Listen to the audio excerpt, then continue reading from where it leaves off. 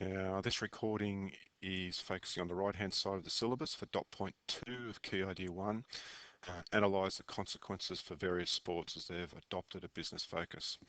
And I'm going to apologise if you're not a cricket or an NRL fan. That's a mistake there actually, that should say NRL, not AFL.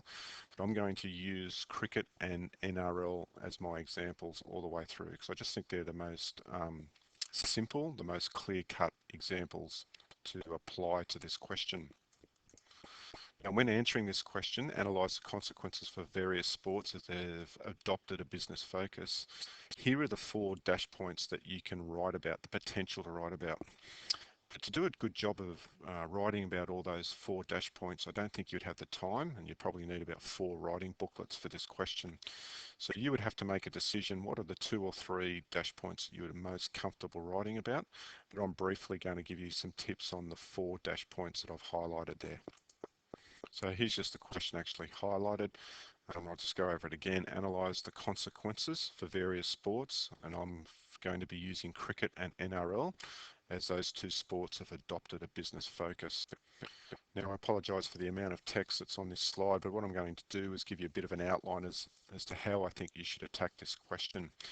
Now, in the very first paragraph, what I think you should be doing is introducing the syllabus dot points that you're going to write about, or in terms of this question, what you're going to analyse, and the 2 sports you're going to focus on. And in my case here, I'm going to be using rugby league and cricket. And your paragraph may look something like this, as appears below in green. Now, I'm not going to read that. I suggest that you pause it and have a read of it, but all I've done is introduce the 4 dash points that I'm giving myself the potential to write about, and also the 2 sports that I'm going to be using as examples. So just pause this recording now, quickly read that first paragraph. Now, for my second paragraph, I'm going to introduce the first syllabus dash point that I'm going to focus on, and that's going to be sport as a big business. And there's 2 areas that you could write about here or analyse for this particular dash point. I'm going to be using rugby league as a commodity to sell their product, their matches, to Channel 9 and Fox Sports for $1 billion TV rights deal. That is a classic example that rugby league is sport as a big business. Now, the consequences for this big TV rights deal is that there is now more revenue for the rugby league to develop the game and also to pay players. Cricket has also become a big business, so much so that they've changed the nature of their game to make more money. There's now not so much an emphasis on Test cricket in this country, but now the big focus is the game of 2020 cricket, as that has proved more financially viable than Test cricket. This has given both positives and negative consequences for the game. One of the positives is that more young people are now attracted to 2020 cricket, but a negative is that the older generation would rather watch Test cricket. So there's been this positive that more young people are watching the game, and that's probably outweighed the slight negative that there's been a bit of a drop-off in the older generation watching cricket because they've previously loved their Test cricket.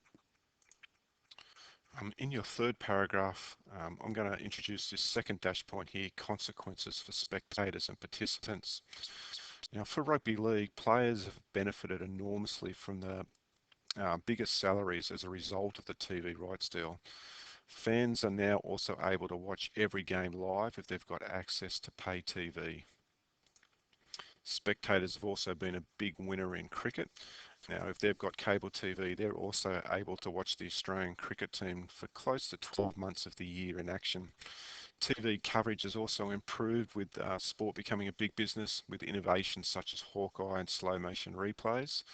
And for players, although highly paid, one of the negative consequences for their sport is that they're now away from their families for such an extended period of time playing overseas. Fourth paragraph, my third dash point, which I would write about, would be sponsorship, advertising and sport. It's just not been TV rights, it's given increased revenue to sport.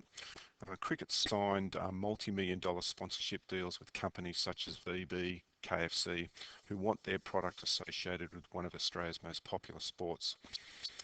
Sports betting companies are also regular advertisers during rugby league games. Now, this is something that I'd really encourage you to write about because I think it's a great example of critical thinking.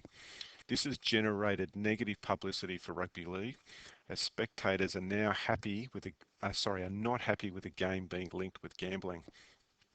Players are also being more exposed to gambling, and therefore this idea of match fixing has come into play as well. Now, what match fixing is when players actually bet on the game that they're going to play in. And there's been one example in particular of rugby league where that's happened in the last 12 months. Now, after writing those paragraphs, you could probably then follow it with another paragraph where you're actually looking at when you're analysing the consequences for the two sports, cricket and NRL. And overall, sport becoming a big business has been a huge financial windfall for those two sports. They are now multi-million dollar corporations, both Cricket Australia and NRL, and that is because of sport becoming a big business. Sure, there's been a couple of negative consequences, both for spectators and participants, but overall, there is no doubt that spectators have benefited enormously from sport becoming a big business, as have the players, especially with their inflated salaries.